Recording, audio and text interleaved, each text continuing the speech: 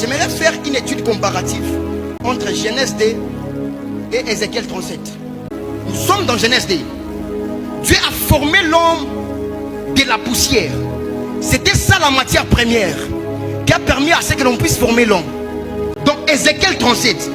Dans Ézéchiel 37, il y avait déjà quelque chose. C'est à partir des ossements que Dieu a commencé à restaurer.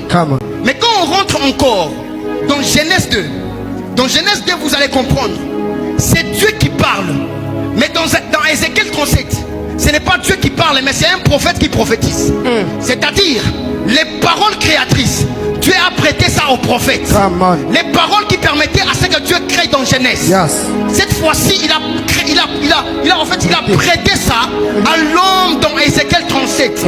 C'est-à-dire, il existe des dimensions que Dieu peut avoir, mais aussi il peut prêter ça au Fils de l'homme. Nous sommes dans une réunion des Fils de l'homme.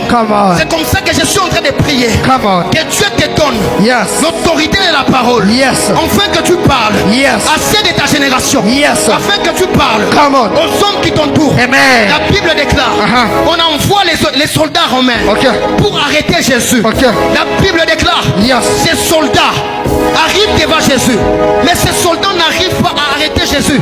Ces soldats disent, on n'a jamais écouté un homme parler comme cet homme. Pourquoi? Parce que cet homme était doté d'un pouvoir qui lui permettait à parler. Mais s'il parle, la chose arrive.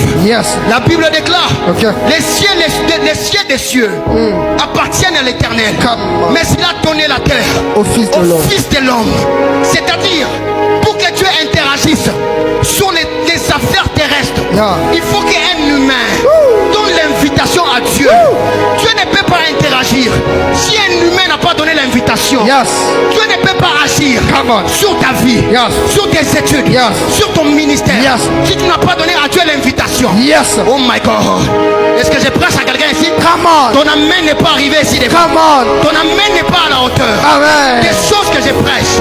Qui a invité Dieu et que Dieu n'est pas descendu?